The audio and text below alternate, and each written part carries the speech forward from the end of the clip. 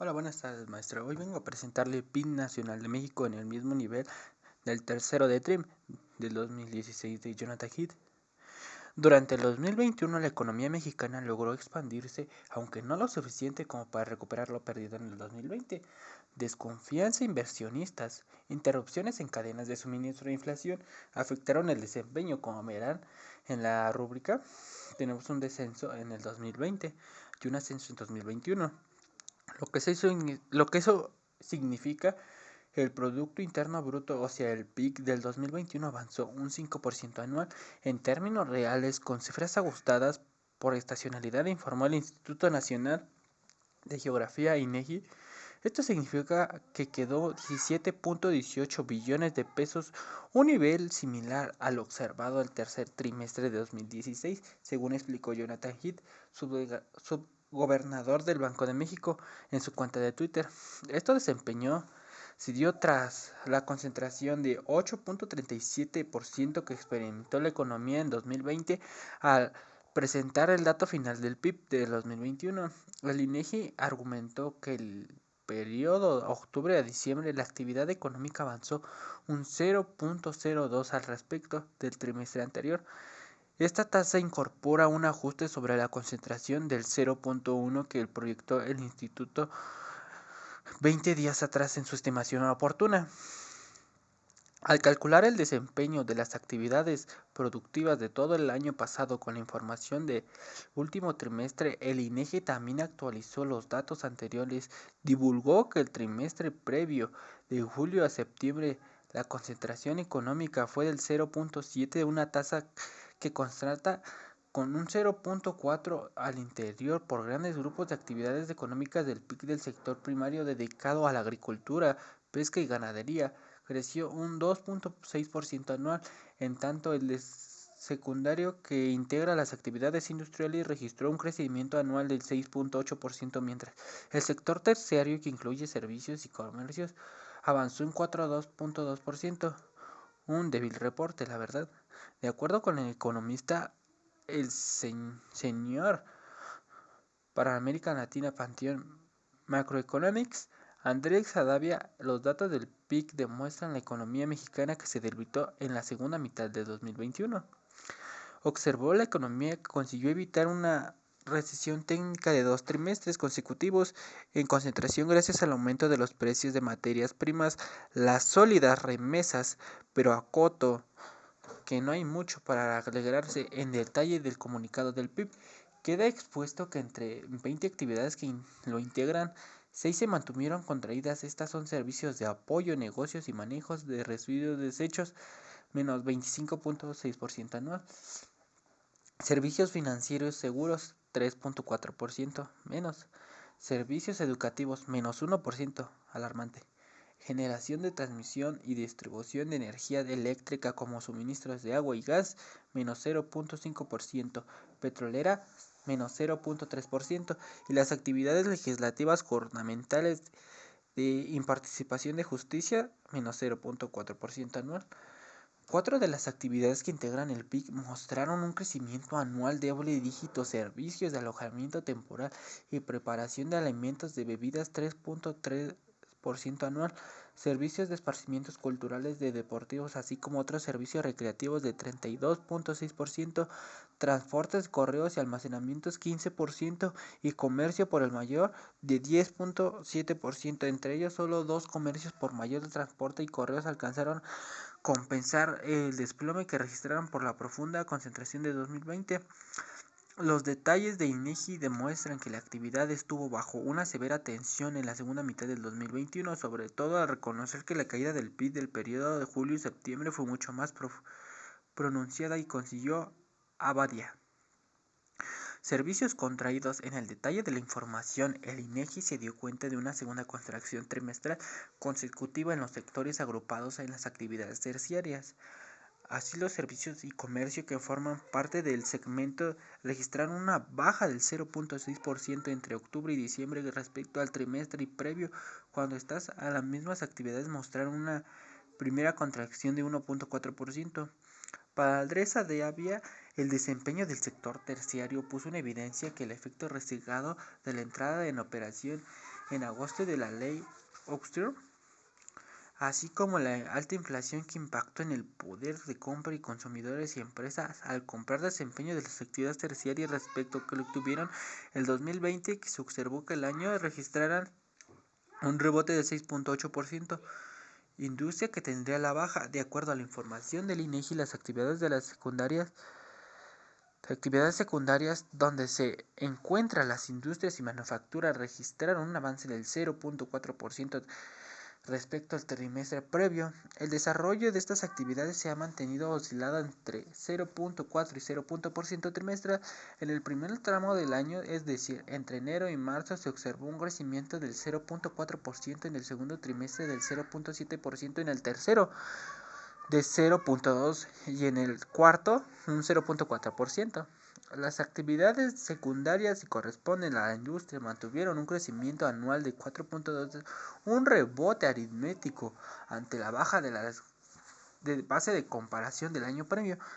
Gabriela Siller, directora de Análisis Económico y Financiero de Banco Base, explicó que la industria se ha visto impactada por la desconfianza de los inversionistas y la interrupción de cadenas y suministros. Y veremos a continuación un gasto público en la educación con el PIC. Los gastos educativos se entienden como la suma total de la Fundación de Educación en lo asignado de la SEP por lo medio de otras funciones destinadas a la educación en el PPF. 2021 se gastó y asciende de 836.400 millones de pesos de la HSP de 2020. De aprobarse, el gasto educativo tendría un crecimiento nulo en términos reales respecto a la PEF 2020 y una caída de 1.3 en real compararlo con el gasto educativo ejercido en 2019. Aquí está una rúbrica que tiene una alza y una baja. Dice que ¿quién gastará los recursos? Durante el ejercicio fiscal de 2021, la mayoría de los gastos públicos de la educación PPF sería recibido a ejercer a través del ramo de aportaciones federales para las entidades federativas y municipios que complementan las transferencias para proveer servicios educativos a nivel estatal y municipal.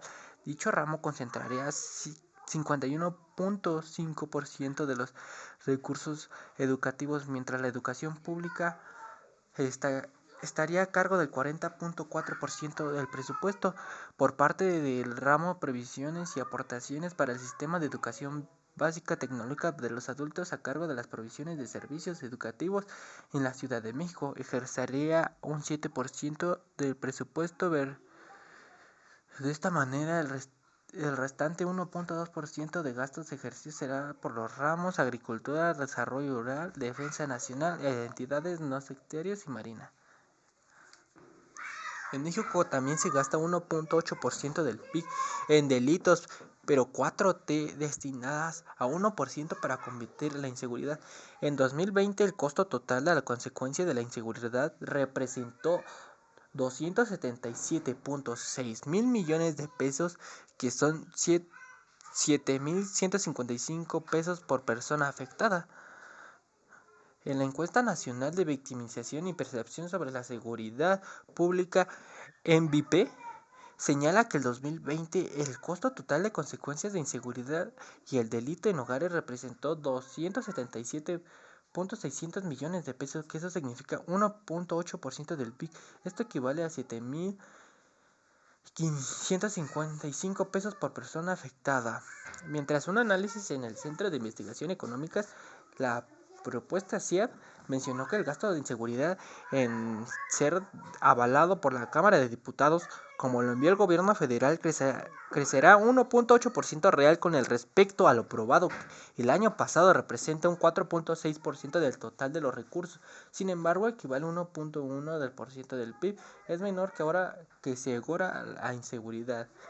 De las 5 funciones integran el gasto de las seguridades en justicia, participa con 39.4% de los gastos de seguridad nacional y 35.5% asuntos de orden público y seguridad interior. La economía de España en la cuarta por el tamaño en la Unión Europea y la 14ª a nivel mundial en términos nominales. En términos relativos o de paridad de poder adquisitivo, se encuentra también entre las mayores del mundo.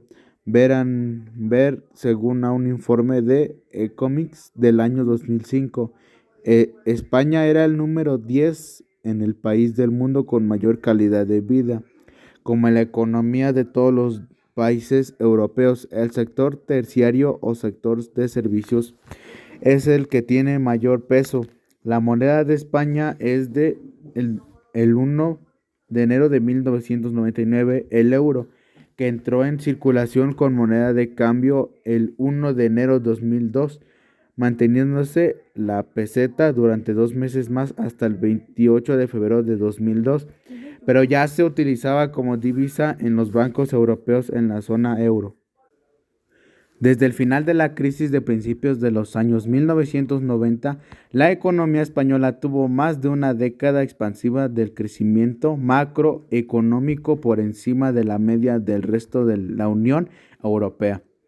Sin embargo, entre 2018 y 2013 sufrió una fuerte recesión.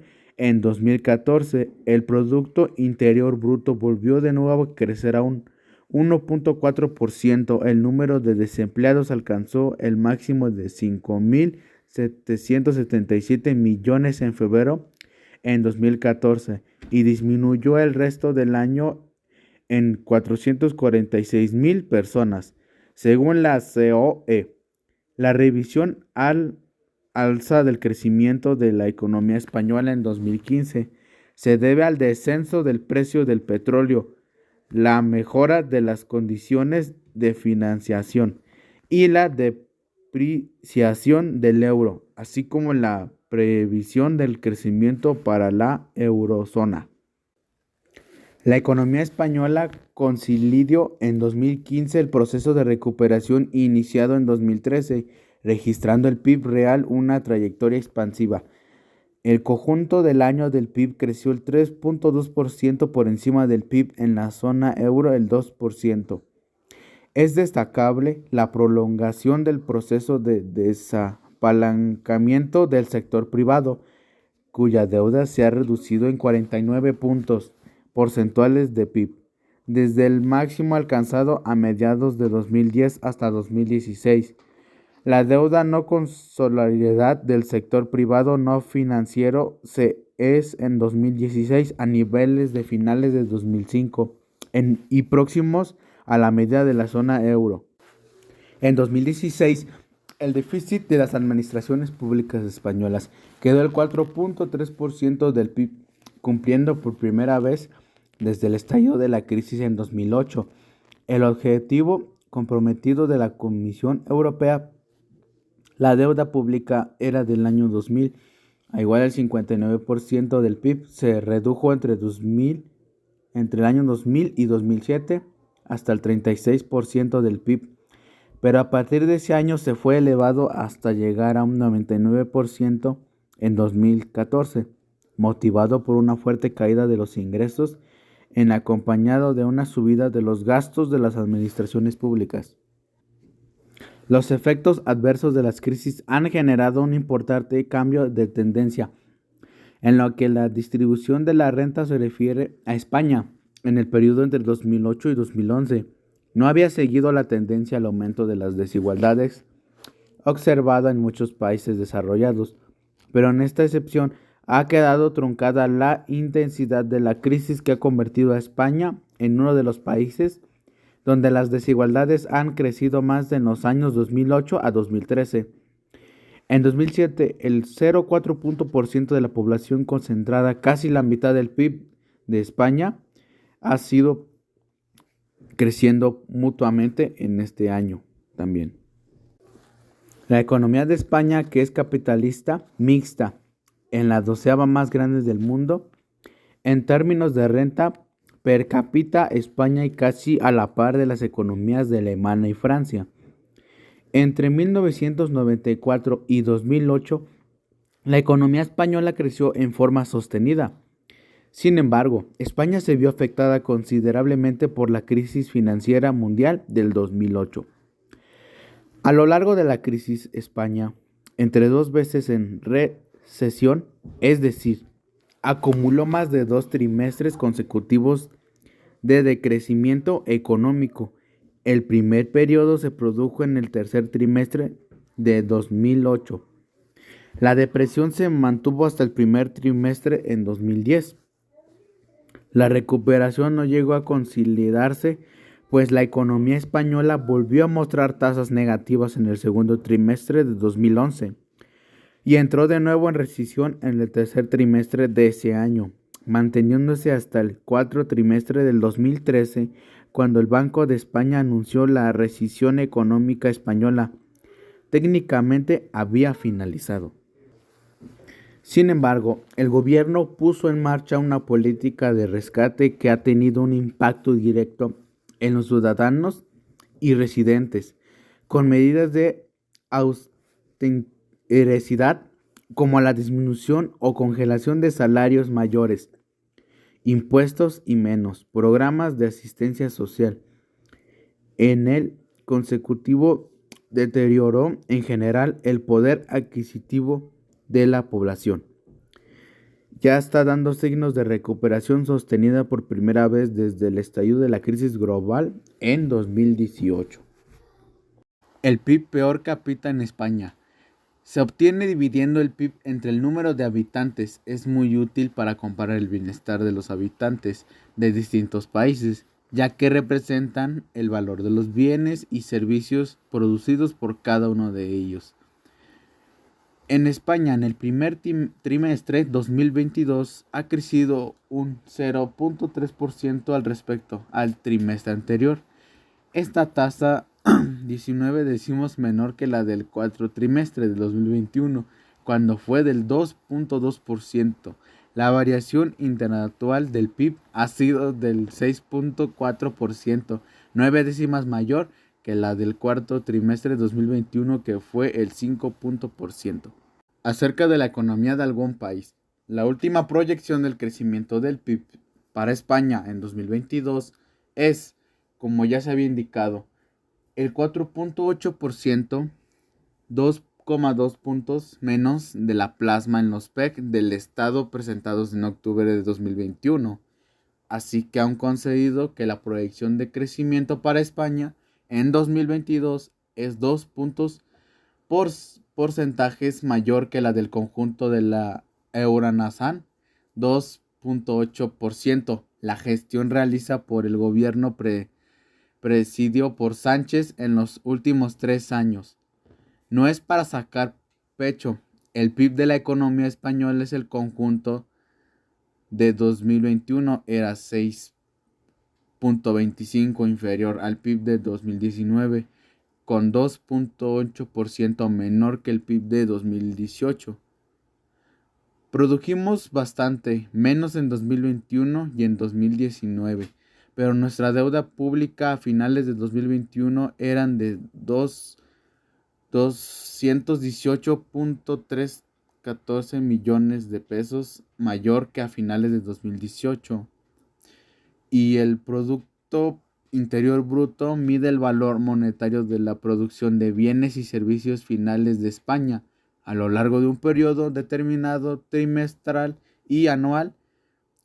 Otra definición, el del Producto Interno en España, es el conjunto de todos los bienes y servicios finales producidos en España durante un año. Bueno, muy buenas tardes, días o noches. Yo me vengo presentando ante ustedes este humilde podcast, donde podrás encontrar nuestra más grande variedad sobre la economía de los países, ¿no? Yo en este caso, en esta ocasión, yo les vengo a hablar sobre Estados Unidos y su economía, ¿no?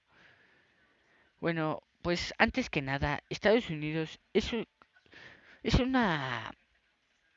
está situada en América del Norte, donde tiene una gran extensión de territorios, pues ese es uno de los países más grandes del mundo. No solo eso, sino que Estados Unidos cuenta con una población de demasiadas personas. Es uno de los países más poblados del mundo, con 34 habitantes por kilómetro cuadrado. Su capital es Ciudad de Washington y su moneda son los dólares. Y como pueden ver, como por esta gran cantidad de personas y su gran territorio, Estados Unidos es una potencia, se podría decir, o es, mejor dicho. Eh, pues pertenece a la G20, G7, G8, a la FMI, a la TLCAN, a la OTAN, a la OEA, a la OSCDE, a la ONU, a la OSCE, que son grandes organizaciones del mundo. Son, pues ya saben, apoyo militar y eso. Estados Unidos es la primera economía del mundo por volúmenes de PIB, del PIB. Su deuda pública en 2020 fue de 24.610.805 millones de euros. Es el país más endeudado del mundo, con una deuda de 134.24% del PIB. Está entre los países con más deuda respecto al PIB del mundo. Su deuda de cápita es de 74.300 euros por habitante. Luego, sus habitantes están entre los más endeudados del mundo. Hay un estudio que en la última tasa de varianza manual, ah, bueno, al parecer no les hablé muy bien sobre la economía de Estados Unidos, pero aquí les traigo un poco más sobre su estructura en la economía de Estados Unidos. Muy bien, Estados Unidos es la mayor economía del mundo, con un Producto Interior Bruto en 2017 cercano a 19,5 billones de dólares. En comparación, el PIB de China son aproximadamente dos tercios del PIB de Estados Unidos. El PIB de Japón es una cuarta parte y el de Alemania una quinta parte, mientras que el PIB de España supone el 6,8% del PIB de Estados Unidos. Y Estados Unidos alberga casi 327 millones de habitantes estimados en el 2018, que disponen de una renta per cápita de 59.774 dólares, también estimado en 2017. Es, es la décima más alta entre todos los países en paridad del poder equitativo. Ah, no, adquisitivo. Debido principalmente al tamaño de su mercado, Estados Unidos tiene una economía relativamente cerrada. Los Estados Unidos dispone de una economía muy diversificada, diversificada, con una gran cantidad de recursos naturales. Estados Unidos dispone pues de una economía pues ya como saben diversificada con gran cantidad de recursos naturales, destacado las grandes reservas hidrocarburos. Tiene grandes reservas de hidrocarburos Estados Unidos, aunque el proceso de globalización ha generado la deslocalización de muchos centros de producción, creando numerosos multinacionales de Estados Unidos, bueno, estadounidenses, con grandes cadenas de valores globales.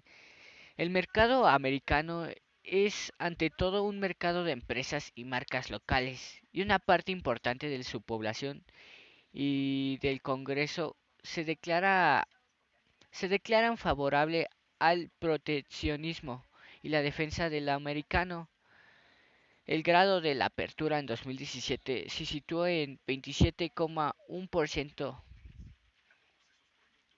Estados Unidos, pues, es, al igual que otras economías desarrolladas, es una economía de servicios, ya que el sector terciario representa el 80% del PIB y el sector industrial representa el 19% del PIB, mientras el sector agrícola aporta solamente el 0,9% de PIB.